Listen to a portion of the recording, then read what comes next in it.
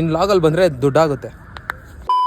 Hello guys, ಇವತ್ತು ಬಂದ್ಬಿಟ್ಟು day 13. ಬೆಳಿಗ್ಗೆ ಎದ್ದು ಗೊತ್ತಲ್ಲ ಎಲ್ಲಿ ಹೋಗ್ಬೇಕಂತ.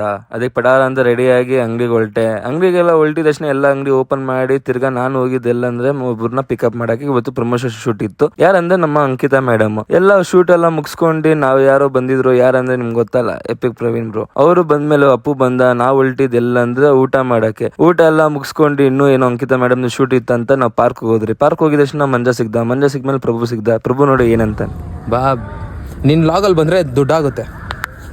ಅಯ್ಯೋ ನಮ್ಮ ಮಂಜನ್ ತೋರಿಸಿದ್ರೆ ಎಕ್ಸ್ಟ್ರಾ ಆಗುತ್ತೆ. ಪ್ರಮೋಷನ್ ಆಯ್ತು.